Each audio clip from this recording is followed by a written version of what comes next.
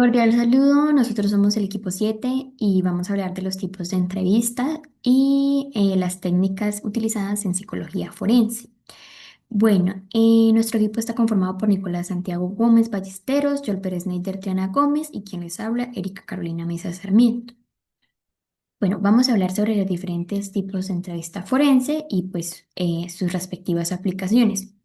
Hay que tener en cuenta que las entrevistas son herramientas de gran importancia en la psicología forense y en la investigación legal, ya que pues permiten obtener información precisa y detallada, pero sobre todo confiable de las personas que se encuentran involucradas en un caso.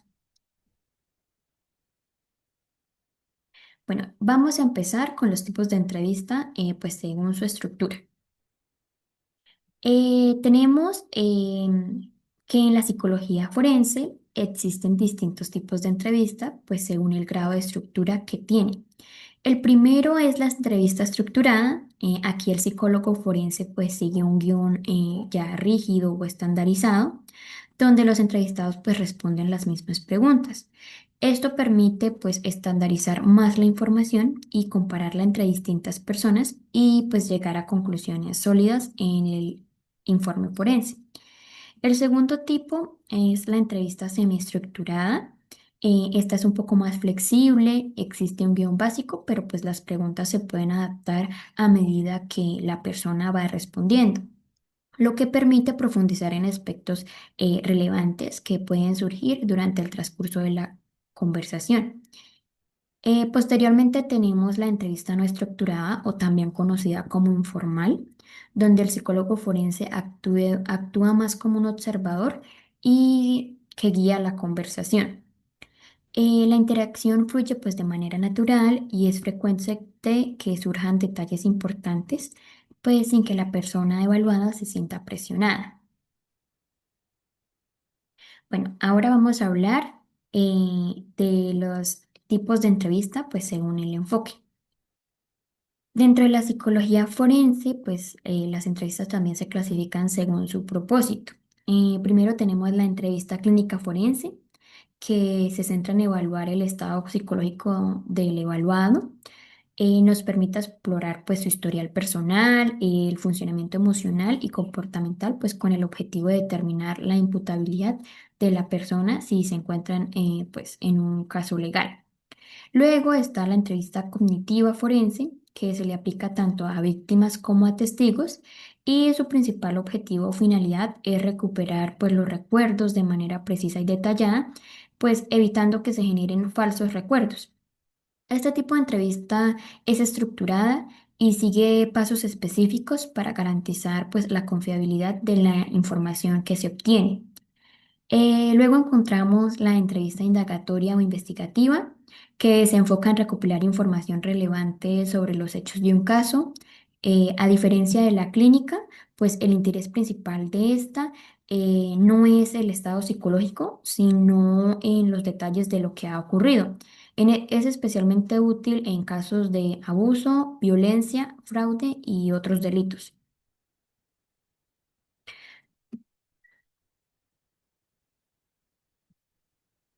Continuando pues con las entrevistas, tenemos la entrevista en contextos de abuso sexual. Como tal, esta entrevista pues en el mismo título pues lo menciona un poco. Se usa pues en los diversos casos donde se presenten abusos sexuales.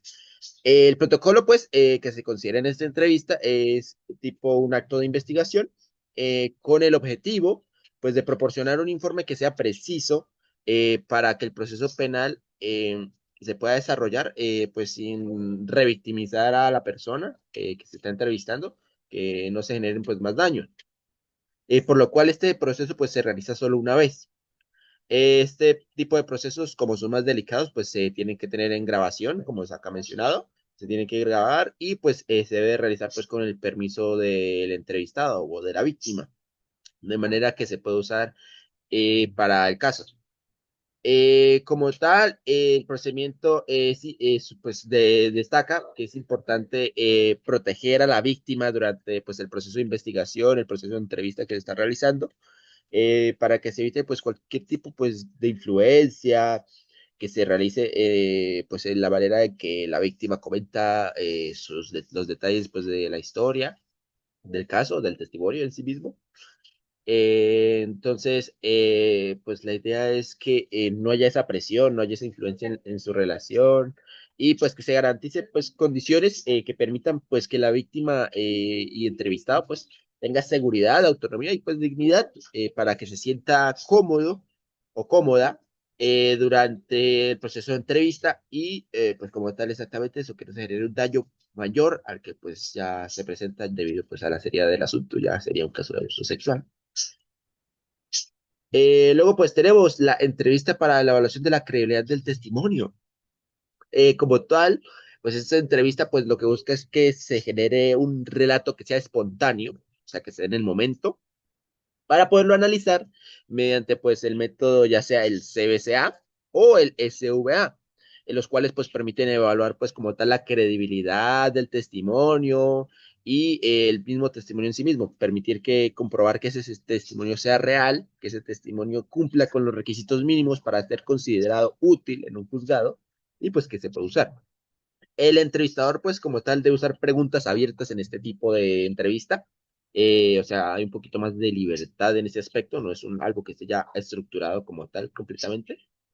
Se usan preguntas abiertas, permitiendo que la persona pues, responda de una manera más libre.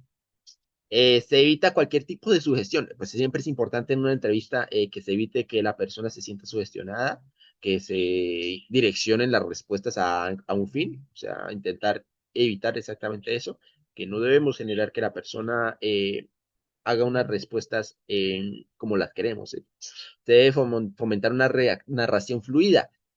¿Qué es decir narración fluida? Pues que el testimonio tiene que ser algo que se salga de manera fluida o lineal, algo que sea espontáneo, como se mencionó, algo que se dé en el momento y que sea fluido. Lo importante también, pues, acá como se menciona, pues, es que se evalúe, pues, la coherencia, la estructura y, pues, la calidad del recuerdo.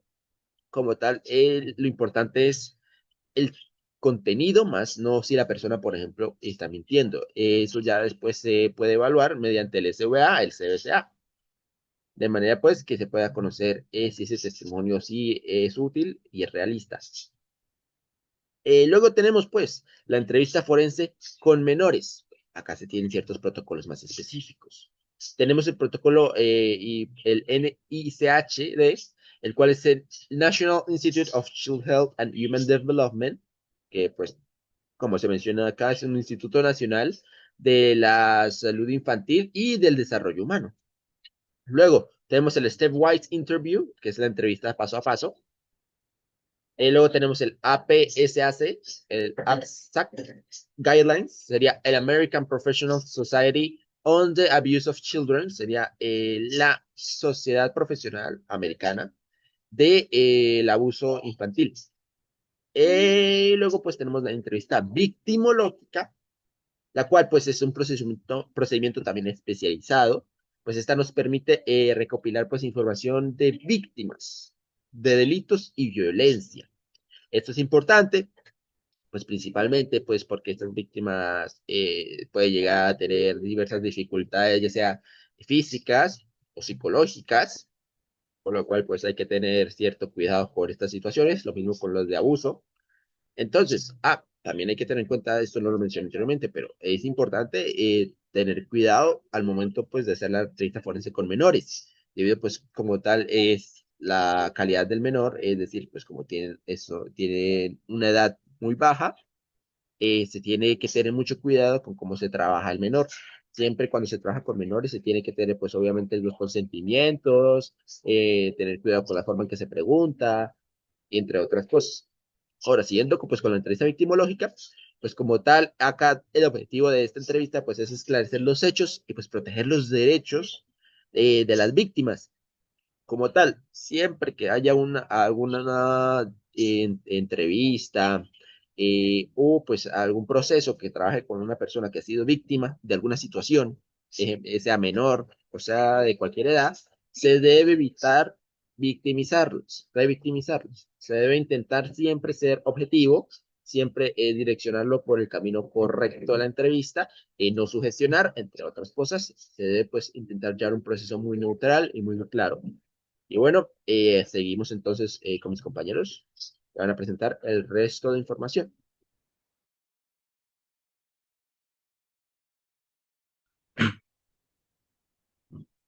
Ok, vamos a hablar sobre las técnicas de entrevista forense.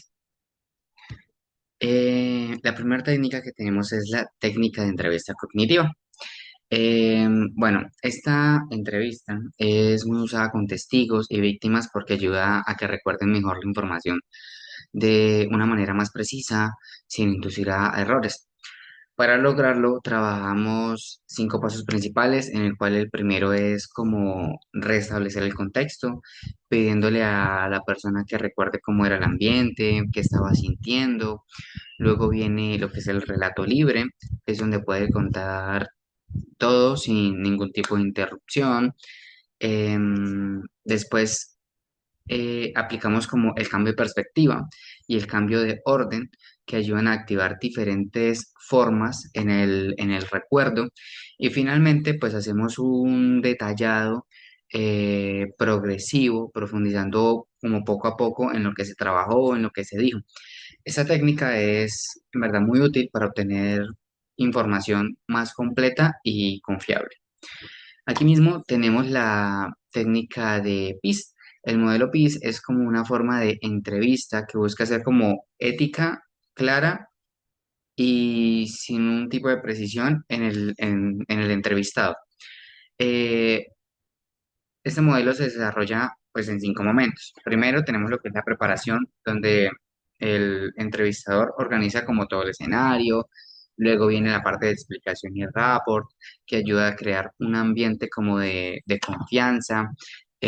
Pasamos a la fase central, que es donde se obtiene información significativa, información clave, y ya después pues viene la parte del cierre, que es aclarar como lo dicho, se pide como a la persona, o sea, se le despide, ¿sí?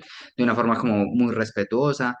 Al final viene la parte de evaluación, que esta pues permite revisar un poco más como todo lo que fue este proceso, y pues es un modelo muy completo que ayuda a obtener información sin coerción. En la siguiente tenemos la técnica del relato ampliado, que esta técnica de relato se usa como cuando necesitamos que la persona dé una historia más clara y más detallada. Aquí trabajamos con preguntas abiertas y con la construcción de una línea de tiempo que haga como un relato entendible. También en este podemos identificar vacíos o momentos que no son muy claros, ¿sí? Pero sin presionar ni sugerir ningún tipo de respuesta. La idea es que la persona hable con libertad y podamos obtener un relato más complejo. Después sigue la técnica de NICHD, que esta técnica es como un protocolo muy utilizado para entrevistar a niños, niñas, adolescentes, especialmente en casos de abuso. Esta es una guía que orienta como al entrevistador desde un inicio hasta el final de una manera como muy estructurada, pero sin perder la flexibilidad. Su objetivo es poder obtener como unas declaraciones precisas, detalladas, seguras, siempre cuidando el bienestar emocional del menor y evitando cualquier tipo de sujeción, ¿sí? Em, ya. Ahora, y por último, aquí tengo la técnica de observación conductual forense. Esta técnica se basa en observar de manera objetiva cómo se comporta la persona durante la entrevista.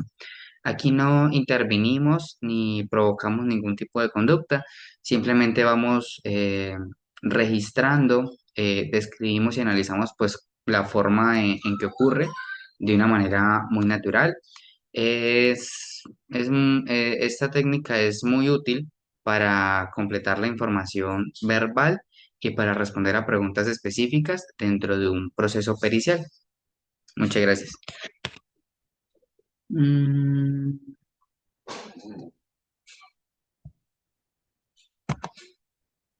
Cuídate.